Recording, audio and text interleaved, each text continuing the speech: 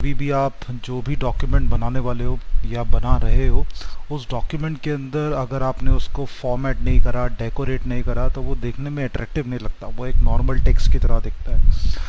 तो जब कभी भी हम कोई डॉक्यूमेंट बनाते हैं तो हमारी सबसे पहली रिक्वायरमेंट यही होती है कि हम उसको फॉर्मेट कर सकें, उसको थोड़ा स्टाइलिश बना सकें। और उसी स्टाइलिश बनाने के प्रोसेस में या उसको फॉर्मेट देने के प्रोसेस में हमारे पास ये कुछ चीज़ें इम्प्लीमेंट होती हैं। तो आज हम इन्हीं सब के बारे में पढ़ेंगे कि ये सब कैसे इम्प्लीमेंट किया जा सकता है या क्या अलग अलग स्टाइल्स हम इसके अंदर यूज़ कर सकते हैं। तो चलिए स्टार्ट करते हैं। सबसे पहला कॉन्सेप्ट आता है हमारे पास फॉन्ट्स एंड स्टाइल्स। नॉर्मली मैं जब भी कोई डॉक्यूमेंट बिल्डअप करूँगा, लाइक मैं अगर यहाँ पे कोई डॉक्यूमेंट क्रिएट करना चाहता हूँ, तो लेट्स से मैंने रैंडम सेंटेंसेस जनरेट करें, इसके बारे में आपको पिछली वीडियोस में भी बता चुका हूँ। तो ये रैंडम सेंटेंस मैंने यहाँ पे क्रिएट करा और इस रैंडम सेंटेंस के अंदर लेट्स से मुझे पावरफुल वर्ड को थोड़ा अलग डिस्प्ले कराना है, अलग हाईलाइट करना है। अब इसको हाईलाइट करने के मेरे पास बहुत सारे अलग अलग तरीके हैं और वो सारे तरीके मैं यूज़ कर सकता हूँ होम टैब के अंदर, जो हमारा सबसे पहला टैब है। इस टैब में हमारे पास फॉन्ट नाम का ग्रुप आता है और इस ग्रुप के अंदर बहुत सारे स्टाइल्स हैं। या तो मैं फॉन्ट नेम को चूज़ कर सकता हूँ। फॉन्ट नेम को पिक करने के लिए आपके पास शॉर्टकट है कंट्रोल शिफ्ट एफ। इन तीन कीज़ को हम एक साथ प्रेस कर सकते हैं, या फिर मैं चूज़ करूँगा इस ड्रॉप डाउन लिस्ट के अंदर और जैसा भी मुझे फॉन्ट चाहिए वो मैं यहाँ से पिक कर सकता हूँ। और जैसे ही मैं पिक करूँगा तो जो सिलेक्टेड टेक्स्ट है उस सिलेक्टेड टेक्स्ट को उसी फॉर्मेट में बदल देगा। तो लाइक पहले इसके अंदर हमारे पास कैलिब्री फॉन्ट आ रहा था, अब मैंने इसको चेंज कर दिया एरियल ब्लैक, तो वो पावरफुल वर्ड थोड़ा अलग डिस्प्ले होने लगा। या फिर अगर मैं चाहता हूँ कि फॉन्ट सेम रहे लेकिन इसका साइज़ थोड़ा अलग आना चाहिए, तो मैं चूज़ कर सकता हूँ यहाँ से जितना भी मैं साइज़ इसको देना चाहता हूँ। डिफ़ॉल्ट वाज 11, मैं इसको 24 कर रहा हूँ ताकि ये प्रूव वर्ड कुछ अलग तरीके से मेरे पास दिख सके। अब इसको इम्प्लीमेंट करने का तरीका बहुत सिंपल है हमारे पास। हमें सिर्फ क्या करना है, जिस किसी फीचर पे मुझे ये फॉन्ट बदलना है या साइज़ चेंज करना है, मैं उसको सेलेक्ट कर लूँगा। लाइक मैंने एम्बेड वर्ड को सेलेक्ट किया और मैं चाहता हूँ ये सिर्फ नॉर्मल फॉन्ट पे रहे लेकिन अलग से हाईलाइट हो सके, तो मैंने उसको बोल्ड कर दिया। ठीक है, अब बोल्ड करने पर वो नॉर्मल टेक्स्ट से थोड़ा सा हैवी हो जाएगा। या फिर सपोज मैं यहाँ पे एक वर्ड सेलेक्ट कर रहा हूँ कीवर्ड, और मैं चाहता हूँ इस कीवर्ड को मैं अलग से हाईलाइट कर सकूँ। एक और तरीका मैं यहाँ पे यूज़ कर रहा हूँ which is called italic, italicise करने के लिए। तो इटैलिक करने से भी ये थोड़ा अलग विजिबल हो सकता है या अलग हाईलाइट हो सकता है। या फिर कई बार ऐसा होता है कि कुछ इंपॉर्टेंट सेंटेंसेस या इंपॉर्टेंट वर्ड्स मुझे हाईलाइट करने हैं, तो मैंने उनको सेलेक्ट किया और सेलेक्ट करने के बाद मैं उसमें चूज़ कर रहा हूँ अंडरलाइन। तो जैसे ही मैंने अंडरलाइन चूज़ किया उसने अंडरलाइन हाईलाइट करना शुरू कर दिया। तो एक इजी तरीका, वो सारे टूल्स मैं दो तरीके से इम्प्लीमेंट कर पा रहा हूँ अभी यहाँ पे। या तो मैं वर्ड को सेलेक्ट करूँगा, सेलेक्ट करने के साथ मैं अवेलेबल होम टैब में से इन फीचर्स को यूज़ कर सकता हूँ। अदरवाइज सेलेक्ट करते ही अगर मैं माउस को मूव नहीं करता हूँ तो उसके साथ साथ ही मुझे यहाँ टॉप में ये सारे फीचर्स मिल जाते हैं। दैट मीन्स अगर मैं माउस कहीं और मूव कर दूंगा तो वो नहीं दिखेगा, लेकिन जैसे ही मैंने सेलेक्ट किया किसी टेक्स्ट को तो सेलेक्ट करते ही ये ऑटोमेटिकली मेरे को एक इंटेलिजेंस फॉर्मेट मुझे प्रोवाइड कर देगा। मैं डायरेक्टली यहाँ से चेंजेस अप्लाई कर सकता हूँ। इनके अलावा अगर मैं चाहता हूँ कि कुछ मुझे और भी अलग तरीके से फ़ॉन्ट्स इसके अंदर चेंज करने हैं, तो फ़ॉन्ट्स को चेंज करने के लिए वी हैव अ चॉइस। अब ये चॉइस हमारे को कहाँ मिलती है? अगर मैं चाहता हूँ कि मुझे अपने टेक्स्ट का फ़ॉन्ट साइज़ इंक्रीज़ करना है, तो मैं इसके लिए एक शॉर्टकट यूज़ कर सकता हूँ सिलेक्शन करने के साथ control shift plus angle bracket. अब इस पर्टिकुलर शॉर्टकट कीज़ के साथ मैं फ़ॉन्ट के साइज़ को इंक्रीज़ कर सकता हूँ। अदरवाइज़ मेरे पास एक और चॉइस है फ़ॉन्ट साइज़ डिक्रीज़ करने के लिए। उसके लिए मैं यूज़ करूँगा कंट्रोल शिफ्ट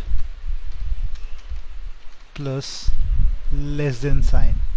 तो इस एंगल ब्रैकेट की हेल्प से मैं इस फ़ॉन्ट साइज़ को डिक्रीज़ कर सकता हूँ। लेकिन अगर मैं इस टाइप से फ़ॉन्ट साइज़ को इंक्रीज़ या डिक्रीज़ करता हूँ तो ये उन्हीं गैप्स के अंदर चेंज करेगा जो प्री डिफाइंड है आपके पास, जो यहाँ पे गिवन है। लाइक अगर आप यहाँ पे देखोगे तो कुछ डिफरेंस आ रहा है 8, 9, 10, 11, 12। 12 के बाद डायरेक्टली 14, 16, 18, 20, और ऐसे ही अगर मैं काउंट करता हूँ 28 के बाद डायरेक्टली 36, देन 48, देन 72। ये प्री डिफाइंड फॉर्मेट्स हैं जो इसके अंदर बने हुए हैं। तो अगर मैं किसी को सेलेक्ट करता हूँ और मैं चूज़ कर रहा हूँ कंट्रोल शिफ्ट और ग्रेटर देन साइन के साथ, तो फॉन्ट अगर आप यहाँ देखोगे तो आपको डिफरेंस दिखेगा कि लाइक अभी 12 हो गया है, मैंने इंक्रीज़ किया, तो मैं और इंक्रीज़ कर रहा हूँ, देन 14, देन अगेन 16, 18, और इसी टाइप से ये एक एक करके इंक्रीज़ कर रहा है। और अगर मैं डिक्रीज़ करूँगा तो ये उसी फॉर्मेट में जो प्री डिफाइंड साइजेस हैं उन्हीं साइजेस में चेंज करेगा। अगर मैं चाहता हूँ कि ये साइज़ एक एक पॉइंट चेंज होना चाहिए, जो कि इसमें गिवन नहीं है, अगर मैं एक एक पॉइंट करके ही इसको बढ़ाना चाहता हूँ, तो हमारे पास एक और चॉइस है फॉन्ट साइज इंक्रीज़ करने के लिए, जिसको हम यूज़ करते हैं कंट्रोल के साथ क्लोजिंग स्क्वायर ब्रैकेट, या फिर अगर मैं फॉन्ट साइज डिक्रीज करना चाहता हूं तो मैं यूज़ करूंगा कंट्रोल के साथ ओपनिंग स्क्वायर ब्रैकेट। इससे भी मैं फॉन्ट को चेंज कर सकता हूं और ये पॉइंट वाइज चेंजेस करेगा। तो अगर मैं कंट्रोल के साथ पिक कर रहा हूं ओपनिंग स्क्वायर ब्रैकेट, तो फॉन्ट साइज एक एक पॉइंट बढ़ा रहा है, तो लाइक अभी 19 है, मैंने जैसे एक बार और प्रेस किया तो वो 20 हो जाएगा। सेम ऐसे ही अगर मैं डिक्रीज़ करूँगा एक एक पॉइंट, जैसे जैसे मैं डिक्रीज़ कर रहा हूँ तो यू कैन सी एक एक पॉइंट कम करता जाएगा। तो ये हमारे पास तरीका है जिससे हम फॉन्ट के साइज़ को चेंज कर पा रहे हैं। इसके अलावा अगर मैं चाहता हूँ कि मुझे अपने टेक्स्ट को बोल्ड करना है तो I can use control plus B. अगर मैं इटैलिक कर रहा हूँ तो I can use control plus I, और अगर मैं चाहता हूँ अंडरलाइन करना है मुझे इसको, तो मैं यूज़ करूँगा कंट्रोल प्लस यू। तो इन शॉर्टकट्स की हेल्प से मैं बोल्ड, इटैलिक और अंडरलाइन कर सकता हूँ। तो मैंने वर्ड सेलेक्ट किया, कंट्रोल बी तो बोल्ड हो जाएगा, कंट्रोल आई तो इटैलिक हो जाएगा, या कंट्रोल यू अंडरलाइन हो जाएगा।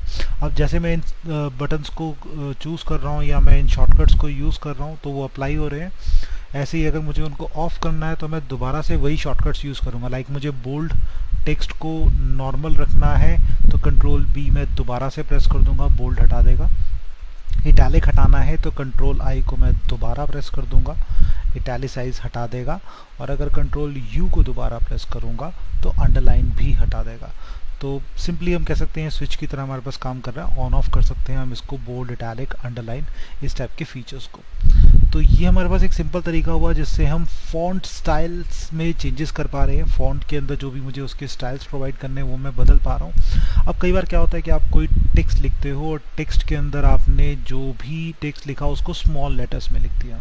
अब आप चाहते हैं कि ये स्मॉल लेटर्स में ना हो, लाइक कोऑर्डिनेटेड, ये वर्ड सब कुछ पूरा कंप्लीटली स्मॉल लेटर में आ रहा है और मुझे इसको कैपिटल में चेंज करना है या सेंटेंस केस में चेंज करना है। सेंटेंस मीन्स अगर मैं चाहता हूँ पहला लेटर कैपिटल और बाकी सब कुछ स्मॉल हो, तो इस टाइप के फॉर्मेट्स में मैं चेंजेस कर सकता हूँ एक सिंपल शॉर्टकट की हेल्प से।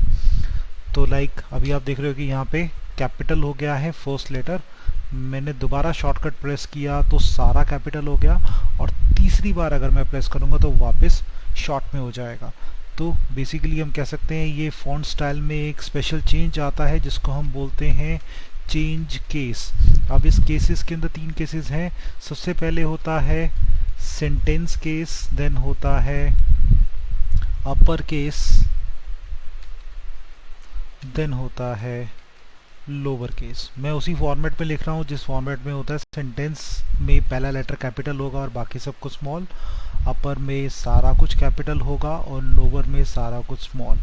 और इन तीनों के लिए हम एक ही शॉर्टकट यूज़ करते हैं, that is shift plus F3।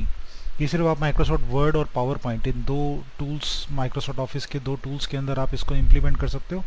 जब भी आप शिफ्ट के साथ F3 प्रेस करोगे वर्ड में और पावर पॉइंट में, दोनों जगह पे केस चेंज करने के लिए आपके पास यही एक फॉर्मेट मिलता है। अदरवाइज आपके पास चॉइस है इस केसेस को बदलने के लिए, जो आप यहाँ पे देख सकते हो, सेंटेंस, लोअर एंड अपर।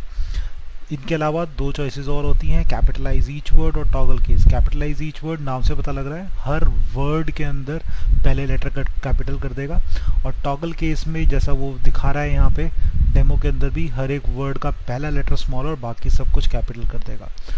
अब ये दो फॉन्ट स्टाइल्स बहुत रेयरली यूज़ होते हैं, तो इसलिए ये शॉर्टकट के ऊपर काम नहीं कर रहे होते, ये आपको यहीं से मेन्यू से ही चूज़ करने पड़ेंगे। अदरवाइज़ बाकी की चॉइसेस आप डायरेक्टली शॉर्टकट के साथ यूज़ कर सकते हो, विच इज़ Shift+F3। तो फॉन्ट स्टाइल्स के साथ चेंजेस करने का काम हम यहाँ पे करते हैं इसी फॉर्मेट के थ्रू। अब नेक्स्ट स्टेप पे बढ़ते हैं। नेक्स्ट स्टेप होता है हमारे पास जिसको हम बोलते हैं indents and line spacing. Indents क्या होता है, सबसे पहले तो ये जानने की ज़रूरत है। इंडेंट्स होता है एक पर्टिकुलर टाइप का गैप जो आपके पेज कॉर्नर से लेकर आपके टेक्स्ट लिखने की स्पेस के बीच में आता है। तो लाइक अगर मैं यहाँ पे बात करता हूँ तो दिस इज़ अ गैप जिसको हम मार्जिन में कंसिडर कर रहे हैं। मार्जिन हमारे पास आ रहा है कुछ इस तरीके से, क्लियर। अगर मैं इस साइन के ऊपर जो टाइम जैसा साइन बन के आ रहा है, मैं इस साइन के बटन पे क्लिक करता हूँ तो मेरे को दिखाएगा एक मार्जिन एरिया। मार्जिन एरिया जो पेज के एज से लेकर जहाँ तक टेक्स्ट लिखना शुरू हुआ वहाँ से आ रहा है। अब मैं चाहता हूँ इसके बाद भी मुझे एक गैप चाहिए, मतलब इंडेंट के मार्जिन के जस्ट बाद मुझे थोड़ा सा गैप और इंक्रीज करना है, तो उसको हम बोलेंगे इंडेंट। इंडेंट आपके पास दो डायरेक्शंस में होता है, आइदर लेफ्ट साइड और राइट साइड।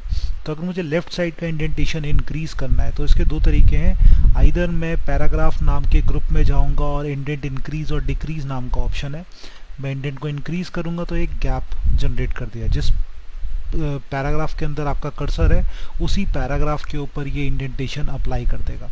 अगर आप पूरे डॉक्यूमेंट पे देना चाहते हैं तो आप क्या करेंगे, पूरे डॉक्यूमेंट को सेलेक्ट कर लेंगे। तो मैंने यहाँ पे अभी सिर्फ पैराग्राफ पे रखा था और इंडेंट इंक्रीज करा तो पेज का मार्जिन यहाँ से ख़त्म हो गया, लेकिन मार्जिन के बाद एक पर्टिकुलर गैप हमारे पास जनरेट कर रहा है यहाँ से। अब ये गैप मैं एडजस्ट कर सकता हूँ, अगर मैं इसी बॉक्स को पिक करूँगा और वापस पीछे ड्रैग कर देता हूँ मार्जिन के साथ, तो इंडेंटेशन इंक्रीज या डिक्रीज दोनों ही काम कर सकता हूँ। इंक्रीज करा या इसी को पिक किया और ड्रैग कर दिया डिक्रीज करने के लिए। तो आपके पास दो तरीके हैं, आइदर आप इंडेंट इंक्रीज कर सकते हो और डिक्रीज कर सकते हो। इनके लिए कोई शॉर्टकट नहीं है, तो आपको सिंपल इसी टाइप से अप्लाई करना पड़ेगा। सेम इंडेंटेशन जब हम यहाँ पे अप्लाई कर रहे हैं लेफ्ट हैंड साइड पे, तो हमारे लिए बहुत इजी है कि हम उसको माउस से ड्रैग करके ले जाते हैं और इजीली इंप्लीमेंट हो जाता है। लेकिन राइट हैंड साइड से इंडेंट अगर आपको देना है तो ये छोटा सा ट्राइंगल आ रहा है which is called right indent. अगर आप इस पर माउस रखेंगे तो राइट इंडेंट शो कर रहा है और जिस पैराग्राफ में कर्सर होगा उसी में इंडेंट प्रोवाइड करना शुरू कर देगा।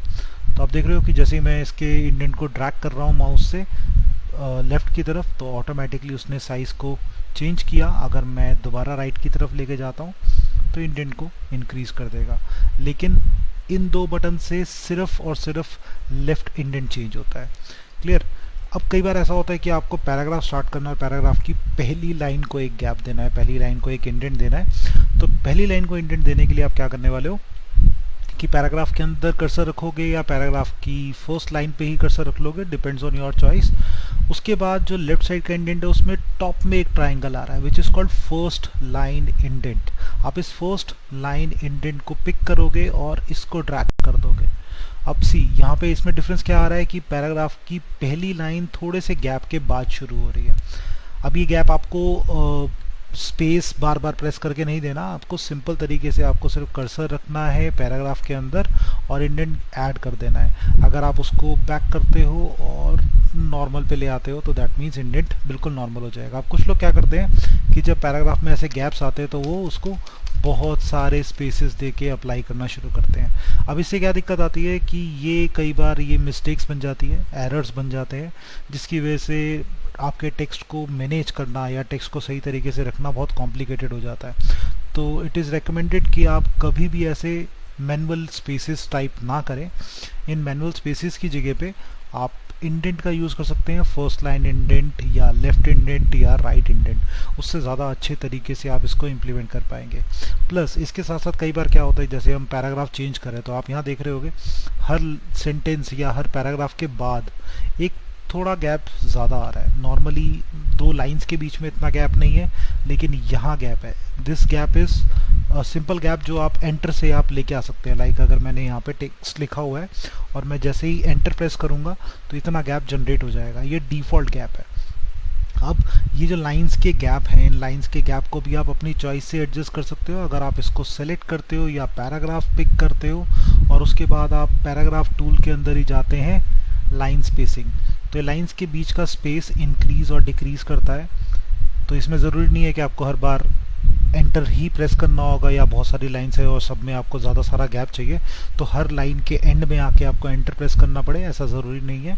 आपको सिर्फ क्या करना है, पैराग्राफ पे कर्सर रखना है और उसको अपनी चॉइस का गैप देना है, या फिर मल्टीपल पैराग्राफ्स में आप इस टाइप के गैप देना चाहते हो तो मल्टीपल पैराग्राफ सेलेक्ट कर लीजिए और उसके बाद गैप दीजिए।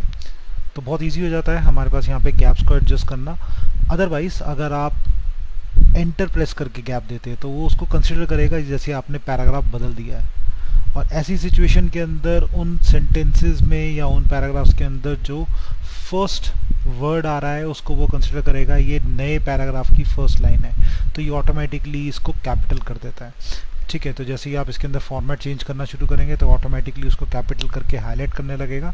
तो इससे बेटर ऑप्शन होता है आप अपनी चॉइस से लाइन स्पेसिंग दीजिए ताकि जब भी इंडेंट्स वगैरह एडजस्ट हो तो वो बहुत सिंपल तरीके से उसको एडजस्ट कर सके। नेक्स्ट पार्ट इसमें आता है हमारे पास जिसको हम बोलते हैं अलाइनमेंट। टेक्स्ट किस डायरेक्शन में अलाइन होना चाहिए ये हम चूज कर सकते हैं अलाइनमेंट के साथ।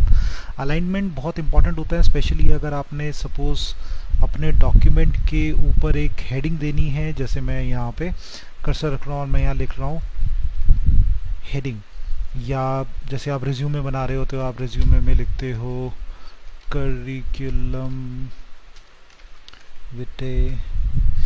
ओके, अब आप चाहते हो कि ये बिल्कुल बीच में आना चाहिए, पूरे पेज के सेंटर में आना चाहिए, तो कुछ लोग क्या करते हैं कि स्पेस के साथ खेलना शुरू कर देते हैं, स्पेस दबाते जाते जब तक वो बीच में नहीं आता, और उसके बाद जब बेचारे फ़ॉन्ट चेंज करते हैं तो फ़ॉन्ट के बाद वो फिर डिस्को कर जाता है, फिर इधर उधर भाग जाता है और बहुत सारी ऐसी दिक्कतें आती हैं। तो अब ऐसी सिचुएशन से ओवरकम करने के लिए अब मैंने उसको सेंटर में रखा लेकिन जैसे ही मैंने उसका फ़ॉन्ट साइज़ बढ़ाया तो वो साइड में चला गया। तो इस चीज़ को ओवरकम करने के लिए, इसको नॉर्मल करने के लिए हम स्पेस का यूज़ नहीं करेंगे, हम क्या करने वाले हैं, हम इसको अलाइन कर देंगे सेंटर में। और अलाइन करने के लिए हमारे पास यहाँ पे बटन्स आ रहे हैं, तो लाइक लेफ्ट में अलाइन हो रखा है, अगर मैं इसको राइट साइड में अलाइन करूँगा तो टेक्स्ट राइट साइड में चला जाएगा, सेंटर अलाइन करूँगा तो सेंटर में आ जाएगा। ऐसे ही हमारे पास एक जस्टिफाइड अलाइन होता है। जस्टिफाइड अलाइन क्या होता है, ये पैराग्राफ के अंदर जितने भी टेक्स्ट आ रहे हैं उसको अपने एजेस के साथ इक्वली डिस्ट्रीब्यूट कर देगा। लाइक लेफ्ट साइड से मार्जिन शुरू हो रहा है तो सारा टेक्स्ट एज के साथ आ रहा है, लेकिन अगर मैं राइट साइड का इंडेंट देखूं तो यहाँ पे ऐसा नहीं है। यहाँ पे कुछ सेंटेंसेस लेफ्ट में आ रहे हैं बिल्कुल टचिंग में राइट इंडेंट के साथ, लेकिन कुछ टेक्स्ट ऐसा है, कुछ वर्ड्स ऐसे हैं जो थोड़े गैप के बाद आ रहे हैं। तो मैं चाहता हूँ इसको इक्वली डिस्ट्रीब्यूट कर दूँ, तो ऐसा करने के लिए मैं जिस पैराग्राफ में ऐसे इक्वली डिस्ट्रीब्यूट करना चाहता हूँ उसको सिलेक्ट करूँगा और जस्टिफाइड कर दूंगा। अब यहाँ पे आप देख सकते हो कि जस्टिफाइड करने पर अगर सिलेक्शन हो रखा तो वो ज़्यादा अच्छे से दिखा पा रहा है कि दोनों तरफ से उसने इक्वली डिस्ट्रीब्यूट कर दिया, लेफ्ट से भी और राइट से भी। तो this is because of justified alignment. अब इन अलाइनमेंट्स की शॉर्टकट होती है हमारे पास। तो अगर मैं चाहता हूँ अलाइन लेफ्ट करना है तो हमारे पास शॉर्टकट है Ctrl+L। अगर मैं चाहता हूँ अलाइन राइट करना है तो हमारे पास है Ctrl+R। अगर मैं चाहता हूँ अलाइन सेंटर करना है तो इसके लिए हमारे पास शॉर्टकट है Ctrl+E। Ctrl+C नहीं, Ctrl+E। Ctrl+C कॉपी के लिए होता है, ठीक है। उसके बाद अगर मैं यूज़ करता हूँ अलाइन जस्टिफाई, तो जस्टिफाई के लिए वी हैव Ctrl+J। तो ये 4 शॉर्टकट्स हम यूज़ कर सकते हैं। अगर मैं बटन्स के साथ नहीं यूज़ करना चाहता जो ऊपर रिबन में आ रहे हैं तो मैं डायरेक्टली इसको अलाइन कर सकता हूँ अपनी चॉइस से इन शॉर्टकट्स की हेल्प से। नेक्स्ट पार्ट आता है हमारे पास यहाँ पे बुलेट्स एंड नंबरिंग। अगर मुझे कहीं पे भी बुलेट्स अप्लाई करने हैं तो जैसे कि आप यहाँ पे देख रहे हो कि मेरे जितने भी पॉइंट्स आ रहे हैं उनको सब मैं बुलेट्स में हाईलाइट कर रहा हूँ। तो ऐसे बुलेट्स में हाईलाइट करने के लिए हम क्या करेंगे, यहाँ पे हमारे पास आ रही हैं 2 चॉइसेस, एक बुलेट्स के स्टाइल्स आ रहे हैं और एक नंबरिंग का स्टाइल आ रहा है। बुलेट्स बेसिकली हमारे पास यूज़ होते हैं तब जब मैं जिन पॉइंट्स को हाईलाइट करना चाह रहा हूँ उन पॉइंट्स का सीक्वेंस रिक्वायर्ड नहीं है। मतलब मैं उसको चाहे पहले पॉइंट को दूसरे नंबर पे लिख दूं या तीसरे नंबर पे लिख दूं तब भी कोई इशू नहीं है, लेकिन वो पॉइंट्स मेंशन होने चाहिए। तो ऐसी चीज़ों को हम बुलेट्स में लेके आते हैं और बुलेट्स के प्री डिफाइंड डिज़ाइंस यहाँ पे बने हुए हैं। आप जैसा डिज़ाइन चूज़ करोगे आपको नीचे सैंपल दिखाता जाएगा जहाँ पे आपका कर्सर होगा, और जैसे ही आप चूज़ कर लोगे वहीं से वो बुलेट अप्लाई करना शुरू कर देगा। सेम ऐसे ही नंबरिंग के अंदर आता है, नंबर्स वहाँ पे हम यूज़ करते हैं जहाँ मुझे सीक्वेंशियल ऑर्डर चाहिए होता है कि पहला स्टेप क्या होना चाहिए, दूसरा स्टेप क्या होना चाहिए, कुछ इस तरीके से। अब जब भी मैं या तो बुलेट्स यूज़ कर रहा हूँ या मैं नंबर यूज़ कर रहा हूँ, दोनों ही सीक्वेंस के अंदर बुलेट्स हमेशा एक पर्टिकुलर गैप से शुरू होते हैं। आप देख रहे होगे यहाँ पे मार्जिन के बाद एक गैप आ रहा है और उसके बाद जहाँ बुलेट आ रहा है उसके भी थोड़े गैप के बाद टेक्स्ट लिखना शुरू करेगा। तो मैं जो कुछ भी टेक्स्ट लिख रहा हूँ वो एक सर्टेन गैप के बाद आ रहा है। प्लस बुलेट के अंदर और नंबरिंग के अंदर एक स्पेशल क्वालिटी होती है कि जैसे ही आप लाइन चेंज करते हो, दैट मीन्स एंटर प्रेस करते हो, सेम पोजीशन पे एक नया बुलेट आएगा, फिर एंटर प्रेस किया, सेम पोजीशन पे एक नया बुलेट, और ऐसे ही ये कंटिन्यू करता जाएगा। अब कई बार क्या होता है कि आपने एक पॉइंट हाईलाइट किया, अब उस पॉइंट के अंदर आपको एक सब पॉइंट बनाना है, मतलब उसी पॉइंट के कुछ और छोटे छोटे टुकड़े आपको मेंशन करने हैं, कुछ और सब डिविजन्स। तो आप क्या करेंगे, एंटर करेंगे, नेक्स्ट लाइन में आएंगे, लेकिन अभी यहाँ टेक्स्ट नहीं लिखेंगे, वो सब पॉइंट नहीं लिखेंगे, आप सिर्फ क्या करेंगे, अपने कीबोर्ड के अंदर टैब का बटन होता है, आप उस टैब बटन को प्रेस कर देंगे। तो सी जैसे ही मैंने टैब बटन प्रेस किया वो एक स्टेप आगे चला गया, और एक स्टेप आगे आते ही उसने बुलेट का स्टाइल भी बदल दिया ताकि वो हाईलाइट कर सके कि इस बुलेट का सब पॉइंट है ये। अब ऐसे जितने भी सब पॉइंट्स हैं सेम जैसे हम बुलेट्स एंटर कर रहे थे तब आ रहे थे। अब सपोज ये 3 सब पॉइंट्स बन गए इसके, और अब मैं एंटर कर रहा हूँ, अभी भी ये एम्प्टी है, और अब मैं चाहता हूँ कि ये सब पॉइंट ना हो, अब ये मेन पॉइंट बन के वापस स्टार्टिंग से शुरू करे। तो आपको क्या करना है, सिर्फ शिफ्ट के साथ टैब को प्रेस करना है। तो जैसे आप शिफ्ट के साथ टैब प्रेस करोगे ये एक स्टेप और पीछे आ जाएगा, और यहाँ से आप नए पॉइंट्स हाईलाइट करने शुरू कर दोगे। तो बहुत सिंपल है, आपको क्या करना है, खाली पॉइंट में टैब प्रेस करना है ताकि एक स्टेप आगे आ सके और इसी के अंदर सब पॉइंट्स दिख सकें, और जब आपको उसको वापस मेन पॉइंट पे लिखना है तो एम्प्टी टैब के अंदर या एम्प्टी बुलेट के अंदर आप शिफ्ट के साथ टैब प्रेस करेंगे, एक स्टेप पीछे आ जाएगा और वो कंटिन्यू कर देगा। अब आप चाहते हैं कि नई लोकेशन पे आए आप, और यहाँ से आपको बुलेट्स हाईलाइट नहीं करने, आपको नॉर्मल टेक्स्ट लिखना है, तो आपको दो चॉइसेस हैं, या तो आप क्या कर सकते हो, बुलेट्स पे जाके उसको ऑफ कर सकते हो, तो बुलेट ऑफ कर देगा और काम करना शुरू कर देगा। लेकिन वो कहते हैं ना, वर्क एफिशिएंसी थोड़ी सी कम हो जाती है अगर आप बार बार कीबोर्ड और माउस के बीच में स्विच करते रहेंगे। तो बेटर ऑप्शन क्या होता है कि आप जब टेक्स्ट लिख रहे हो और तभी आप कीबोर्ड के साथ ही इस बुलेट को ऑफ कर सको। तो ऑफ करने का तरीका क्या है, खाली बुलेट के बाद आप एक बार दोबारा एंटर प्रेस कर दीजिए। जैसे ही आप दोबारा एंटर प्रेस करोगे तो ऑटोमेटिकली वो बुलेट हट जाएगा, नॉर्मल टेक्स्ट की तरह आप फिर से लिख सकते हो। दैट मीन्स आपको बुलेट ऑफ करने के लिए माउस से बुलेट एंड नंबरिंग के बटन पे जाने की ज़रूरत नहीं पड़ेगी। तो सेम प्रोसीजर आपको नंबर्स के साथ भी मिलता है। अगर आप नंबरिंग इंसर्ट करना चाहते हो तो आप क्या करोगे, नंबर इंसर्ट करोगे और टेक्स्ट टाइप करने शुरू करोगे। अब इसी नंबरिंग के अंदर सब पॉइंट बनाना है, जैसे 3 के 3.1 3.2 ऐसे कुछ बनने हैं, या 3 के अंदर ABCD बनाना है तो आप टैप कर देंगे। तो 3 के अंदर A पॉइंट, 3 का B, 3 का C, then again 4th point. तो आपने शिफ्ट टैप किया, वापस से 4th पॉइंट शुरू हुआ और इसी टाइप से आगे कंटिन्यू करता जाएगा। जब नंबरिंग नहीं चाहिए तो आप दोबारा एक बार और एंटर प्रेस करोगे, नंबरिंग हट गई। तो बहुत इजी तरीका है हमारे पास इसको इम्प्लीमेंट करने के लिए, जो हम यहाँ पे यूज़ कर सकते हैं बुलेट्स और नंबरिंग के साथ। नेक्स्ट पार्ट, फॉर्मेटिंग में बहुत इंपॉर्टेंट टूल की तरह हमारे पास यूज़ होते हैं शेडिंग्स, बॉर्डर्स एंड हेडिंग्स।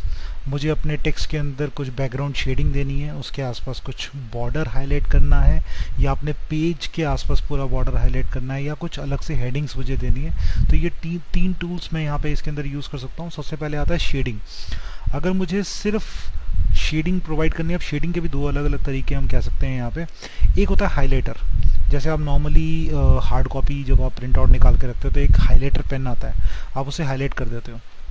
अब आप चाहते हो कि मुझे ऐसे हाईलाइटर यहाँ पे अपने डॉक्यूमेंट के अंदर अप्लाई करना है, तो ऑब्वियसली हम स्क्रीन के ऊपर तो हाईलाइटर नहीं चलाएंगे। हम क्या करेंगे, हम यहाँ पे जिस सेंटेंस या जिस लाइंस को मुझे अलग से हाईलाइट करना है मैं उनको सेलेक्ट करूँगा और यहाँ फॉन्ट के अंदर मुझे यहाँ पे हाईलाइट कलर मिलता है, टेक्स्ट हाईलाइट कलर।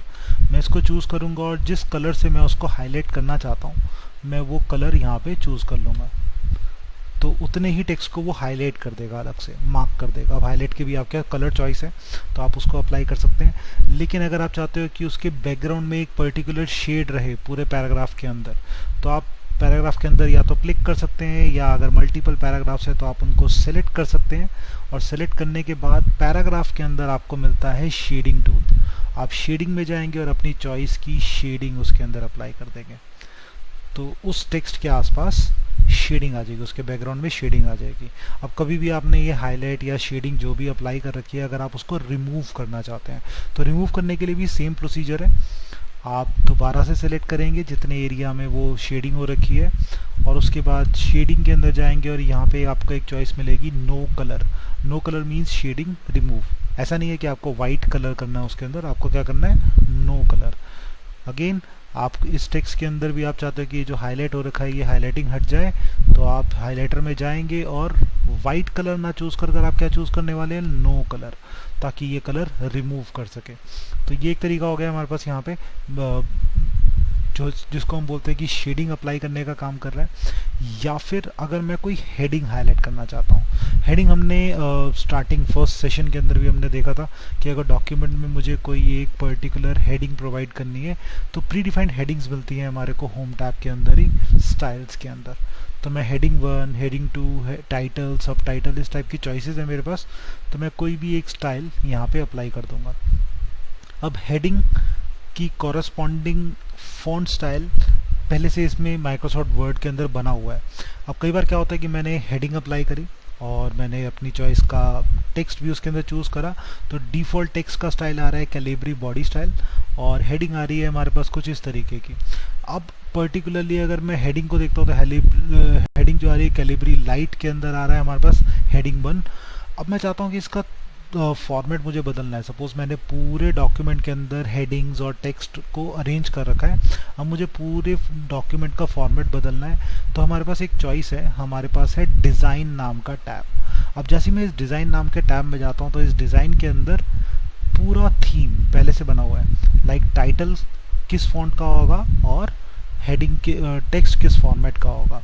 तो टाइटल और हेडिंग्स हमारे पास चेंज हो रही है यहाँ पे, जैसा भी मुझे स्टाइल चाहिए हो वो मैं चूज़ कर सकता हूँ। तो लाइक मैं यहाँ पे अगर चूज़ कर रहा हूँ तो हेडिंग के नीचे एक लाइन आ रही है और उसके बाद टेक्स्ट आना शुरू हो रहा है। अगर सपोज़ मैं इसको अप्लाई कर देता हूँ तो पूरे डॉक्यूमेंट का फॉन्ट इसी टाइप से चेंज हो चुका होगा। तो आप देख रहे हैं यहाँ पे फॉन्ट चेंज हो चुका है। अगर मैं चेक करता हूँ होम टैब में जाके तो टेक्स्ट का फॉन्ट इज़ कैलिब्री, लेकिन हेडिंग स्टाइल्स बदल चुके हैं यहाँ पे। तो जो भी स्टाइल उसमें प्री डिफाइंड है जो पहले से बने हुए हैं उसके अंदर, मैं उन स्टाइल्स को पिक कर पाऊँगा ईजिली। क्लियर है? तो ये काम हम कर सकते हैं यूजिंग डिज़ाइन टैब। तो बेसिकली शेडिंग, बॉर्डर्स और हेडिंग के बाद हमारे पास नेक्स्ट पार्ट आता है जिसको हम बोलते हैं ड्रॉप कैप। ड्रॉप कैप ज़्यादातर आप बुक्स में देखते होगे कि जब भी कोई पैराग्राफ शुरू होता है या आर्टिकल स्टार्ट होता है तो उसके फर्स्ट अल्फ़ाबेट को एक बड़ा सा साइज़ दे रखा होता है, टेक्स्ट उसके आसपास अरेंज कर रखा होता है। तो this is called drop caps. अब ये ड्रॉप कैप्स अप्लाई करने का काम हम यहाँ पे करते हैं यूजिंग पैराग्राफ में मैं कर्सर रखूँगा कहीं पे भी किसी भी लोकेशन पे, या मैं पहला अल्फ़ाबेट सेलेक्ट कर सकता हूँ या फिर मैं सिर्फ पैराग्राफ में कर्सर रख दूँगा कहीं पे भी। और उसके बाद मैं जाऊँगा इंसर्ट के अंदर और इंसर्ट में मुझे मिलेगा टेक्स्ट नाम के ग्रुप में ड्रॉप कैप्स। मैंने जैसे ही ड्रॉप्ड चूज़ करा तो उसने एक ड्रॉप्ड कैप एक अलग से फॉन्ट साइज़ दे दिया और टेक्स्ट उसके आसपास अरेंज कर दिया। अब ये ड्रॉप्ड कितना बड़ा होना चाहिए? अभी जैसे 5 लाइंस को कवर कर रहा है, तो अगर मैं ड्रॉप्ड चूज़ करता हूँ, ड्रॉप्ड में अभी 5 लाइंस बहुत बड़ा आ रहा है तो मैं इसको चेंज करना चाहता हूँ, तो मैं ड्रॉप कैप ऑप्शन में जाऊँगा और मैं चॉइस चूज़ कर सकता हूँ ड्रॉप कितनी लाइन्स मुझे करनी है उसके अंदर, इनको मैं पिक कर लूँगा। तो लाइक मैंने चूज़ करा 3 लाइन्स, तो 3 लाइन्स जितना, या फिर आप अपनी चॉइस के अकॉर्डिंग यहाँ पे बदल सकते हैं इसको। तो ड्रॉप वर्जन में हमारे पास चॉइस आ जाएगी जितना भी मुझे इंक्रीज़ और डिक्रीज़ करना होगा। अगर मुझे ड्रॉप कैप हटाना है तो मैं वापस से उसी टूल में जाऊंगा और नन कर दूंगा, तो नन करते ही वो ड्रॉप फीचर जो था वो हट जाएगा। क्लियर है? तो इसके बाद आता है हमारे पास थीम्स। तो खैर हमने अभी यहाँ पे यूज़ कर ही लिया। Themes is similar to design. जो हमारे पास ये थीम्स आ रही हैं ये प्री डिफाइंड थीम्स है। इन थीम्स के अंदर भी चॉइसेस हैं हमारे पास, अलग अलग स्टाइल्स जिसमें बैकग्राउंड, टेक्स्ट, हेडिंग्स सब कुछ इंक्लूड हो जाता है।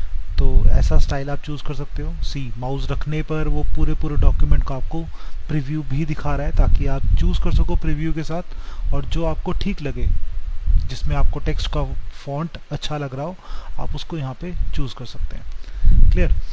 अब आते हैं नेक्स्ट पार्ट में, वाटरमार्क। बहुत ज़्यादा यूज़ किया जाने वाला फीचर है। ज़्यादातर जैसे कंपनीज अपने कंपनी का नाम या अगर कोई इंपॉर्टेंट डॉक्यूमेंट हो तो उसके बैकग्राउंड में इंपॉर्टेंट हर पेज के पीछे एक लाइट कलर में आ रहा होता है, डायगनली या हॉरिजॉन्टली। तो ऐसे वाटरमार्क्स जनरेट करने का काम भी हमें डिज़ाइन नाम के टैब के अंदर मिलेगा, वाटरमार्क नाम के ऑप्शन में। अगर मैं वाटरमार्क चूज़ करता हूँ तो वाटरमार्क में मेरे पास दो स्टाइल्स पहले से अवेलेबल होते हैं, एक हॉरिजॉन्टल और एक डायगनल। तो डायगनल एंड हॉरिजॉन्टल ये दो टाइप हैं, और इसमें दो फॉर्मेट पहले से बने हुए हैं, एक कॉन्फिडेंशियल और एक डू नॉट कॉपी। तो इन दोनों में से कोई भी एक वाटरमार्क मैं अगर चूज़ करता हूँ, तो जैसे मैंने कॉन्फिडेंशियल चूज़ करा, तो अगर आप देख पा रहे होगे तो ये लाइट शेड में मुझे दिखा रहा है, कॉन्फिडेंशियल लिख के आ रहा है मेरे पूरे डॉक्यूमेंट के बैकग्राउंड में। अगर मैं इसको प्रिंट आउट निकालता हूँ अगर, तो मैं अभी प्रिंट प्रीव्यू में आप लोगों को दिखा रहा हूँ कि जब प्रिंटिंग आएगी इसकी तो कैसा आएगा, कुछ इस तरीके से कॉन्फिडेंशियल लिख के आ रहा होगा। क्लियर। और ये हर पेज पे आ रहा होगा, मतलब एक बार अगर आपने अप्लाई किया तो हर पेज पे कुछ इस तरीके से आएगा। अब ये सिर्फ दो ही फॉर्मेट दे रहा है आपको, कॉन्फिडेंशियल या डू नॉट कॉपी। लेकिन अगर आप चाहते हो कि आप अपनी चॉइस का कोई टेक्स्ट लिख सको, तो आप कस्टम वाटरमार्क में जाओगे और अपनी चॉइस का वाटरमार्क इसके अंदर बना सकते हो। अपनी चॉइस में आपके पास चॉइस है कि आप अपनी चॉइस का कोई टेक्स्ट लिख सकते हो, या फिर अगर आप चाहते हो कि उसके अंदर कुछ और अप्लाई करना है, समथिंग लाइक पिक्चर अगर आपको ऐड करनी है, तो यहाँ पे आपके पास चॉइस है पिक्चर वाटरमार्क, आप जिसमें पिक्चर चूज़ कर सकते हो सेलेक्ट पिक्चर से।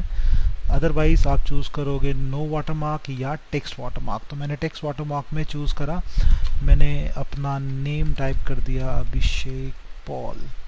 इसके साथ साथ मैं चूज़ कर सकता हूँ ये डायगनल आना चाहिए या हॉरिजॉन्टल आना चाहिए, तो मैंने चूज़ करा डायगनल, और रेड कलर का शेड आना चाहिए। तो जैसे ही मैं अप्लाई करूँगा और ओके करूँगा, तो आप यहाँ देख सकते हो कि यहाँ पे हमारे पास जो वाटरमार्क आ गया है वो किस तरीके का आया है, रेड कलर में अभिषेक पॉल लिख के आ गया। जो पहले वाला वाटरमार्क था वो ऑटोमेटिकली हट जाएगा।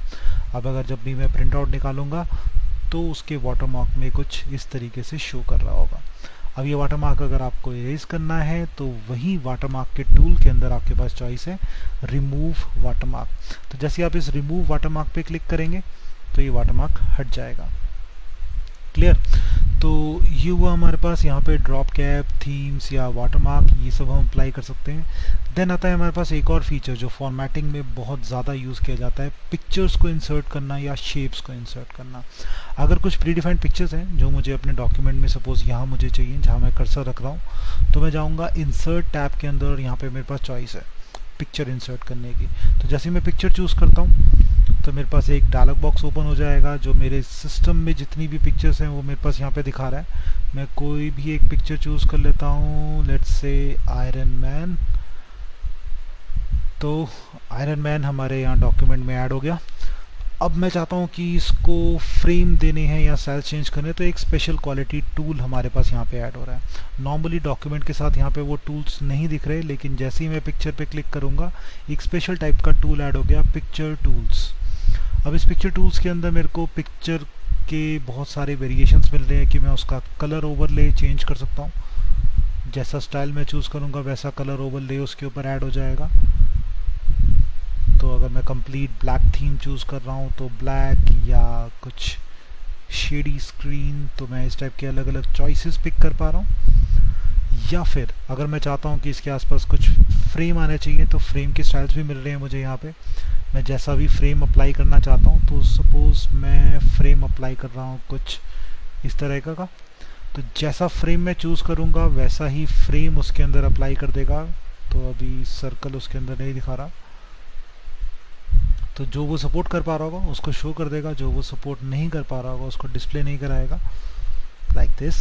तो मैंने एक फ्रेम चूज़ कर लिया, उसके आसपास का जो बॉर्डर आ रहा है फ्रेम का वो भी मुझे बदलना है, अपनी चॉइस का करना है।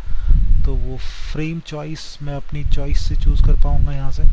मेरा कलर कॉम्बिनेशन थोड़ा बुरा है, तो आप बस यहाँ पे सैंपल देखिए कि किस तरीके से आप चेंज कर सकते हैं, बाकी आप अपनी चॉइस से कलर कॉम्बिनेशन बनाइए। पिक्चर इफेक्ट्स में अगर मैं आता हूँ तो पिक्चर इफेक्ट्स में आपके पास बहुत सारी चॉइसेस है। लाइक आप शेडो देना चाहते हो अपने पिक्चर के अंदर, या पिक्चर का एक रिफ्लेक्शन जनरेट करना चाहते हो जो कि डाउन में रिफ्लेक्शन बिल्डअप करने का काम करे, तो वो आप रिफ्लेक्शन यहाँ पे दे सकते हैं। तो लाइक मैंने चूज़ करा रिफ्लेक्शन स्टाइल कुछ इस तरीके से। तो जो भी मैं देख रहा हूँ अभी यहाँ पे, तो कुछ ऐसे इमेज का नीचे रिफ्लेक्शन शो कर रहा है। अगर आपने देखा होगा अभी यहाँ पे, तो रिफ्लेक्शन नहीं पूरा डिस्प्ले हो पा रहा था क्योंकि उतनी स्पेस नहीं थी ऊपर पेज पे, तो इसलिए उसने क्या किया, यहाँ नीचे शिफ्ट कर दिया उसको। तो दैट मीन्स इमेज इतनी बड़ी हो चुकी है जहाँ पे रिफ्लेक्शन भी उसके साथ साथ ही डिस्प्ले हो रहा है। अब इसके साथ साथ अगर मैं पिक्चर के साइज़ को मॉडिफाई करना चाहता हूँ तो मैं अपनी चॉइस से साइज़ मॉडिफाई कर सकता हूँ, ताकि मैं सपोज उसी स्क्रीन पे देख पाऊँ मैं इसको। तो कुछ इस तरीके से दिखा रहा है। तो ऐसे चेंजेस हम पिक्चर इफेक्ट्स, पिक्चर के लेआउट को हम चूज़ कर सकते हैं। लेआउट में पिक्चर कैसी दिखनी चाहिए इसकी भी चॉइसेस हैं हमारे पास। तो ऐसी चॉइसेस हमारे पास बिल्डअप करके दे रहा है। तो ये सारे सेल्स हम फॉर्मेट के अंदर चूज़ कर पा रहे हैं जो पिक्चर्स के साथ आ रहा है। अब सेम जैसे हम पिक्चर्स इंसर्ट कर रहे हैं, ऐसे ही हमारे पास आता है एक और टाइप जिसको हम बोलते हैं शेप्स। शेप्स में ही प्रीडिफाइंड शेप्स आपको मिलेंगी। जो भी आपको शेप चाहिए आप चूज़ करेंगे और उसको ड्रॉ कर देंगे। जैसे ही ड्रॉ करते हैं वो शेप आपके पास डॉक्यूमेंट में ऐड हो जाएगी। और अगेन क्योंकि जैसे हम इमेज इंसर्ट कर रहे हैं तो उसके अंदर पिक्चर टूल्स आ रहा था, अब जैसे मैंने कोई शेप इंसर्ट करी तो ड्राइंग टूल्स हाईलाइट हो जाएगा।